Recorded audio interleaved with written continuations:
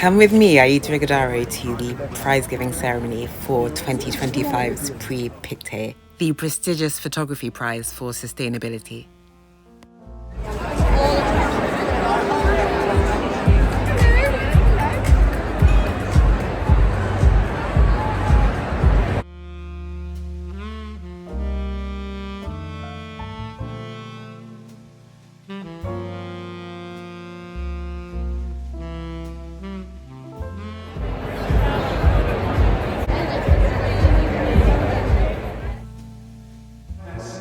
Among the wider public on the challenges linked to environmental sustainability through the very powerful medium of photography, trying to highlight the urgent threats facing the natural world. The environment does matter. The choices we make today will impact our future tomorrow. Ignoring the problem won't help solving it, and without a well-functioning planet, we won't have a well-functioning economy. But before the prize giving, allow me to invite Tristram Hunt, Director of the Victoria and Albert Museum, who will say a few words. Thank you.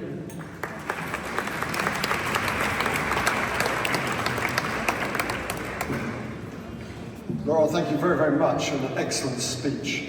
Ladies and gentlemen, on behalf of the V&A, I'm delighted to welcome you to celebrate the 11th cycle of the Prix Pictet. It remains an honour to host the Prix Pictet display at the V&A, bringing contemporary photography from across the globe together with one of the world's great historical collections of photography.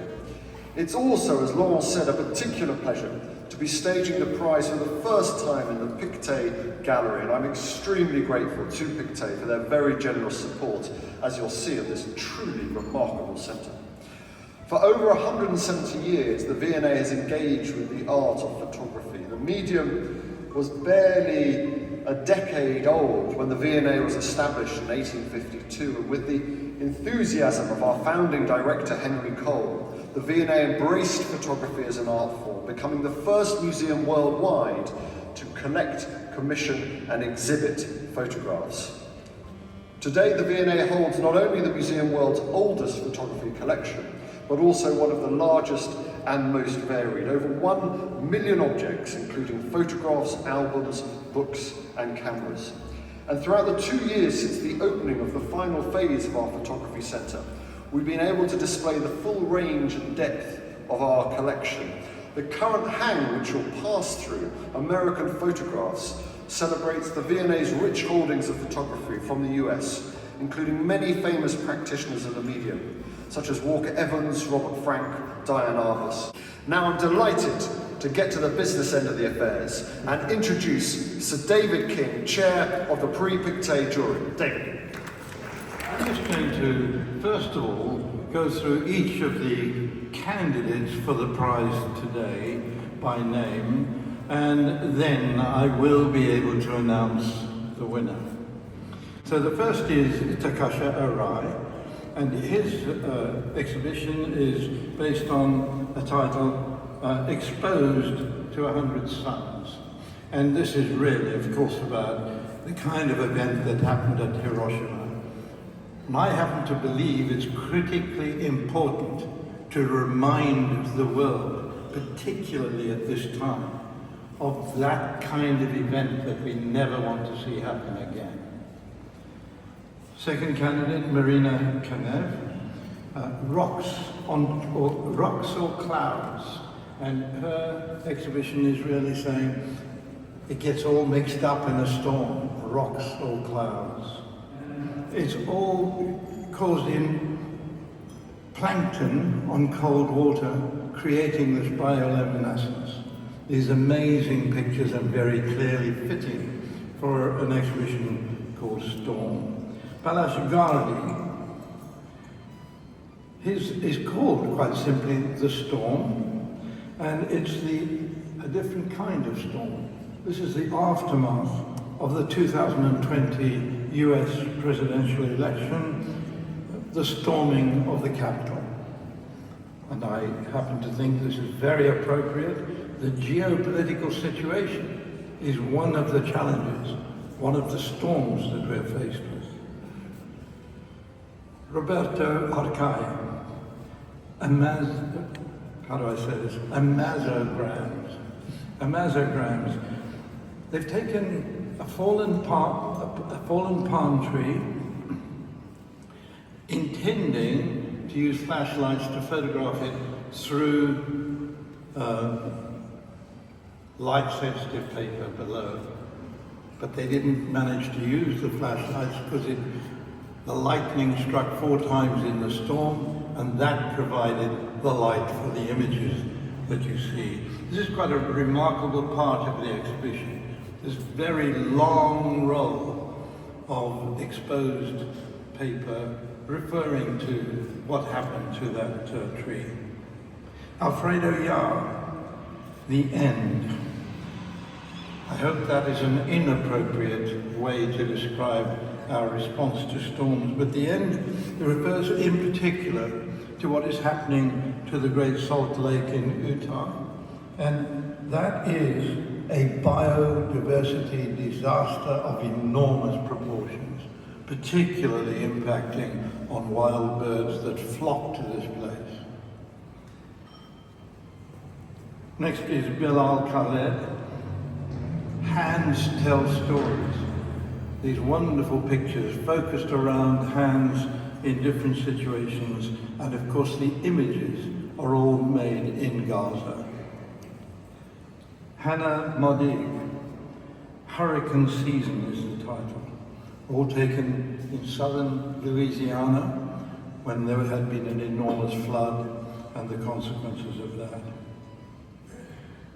Bedouin Mouanda, very colourful set of photographs, and I happen to rather love these.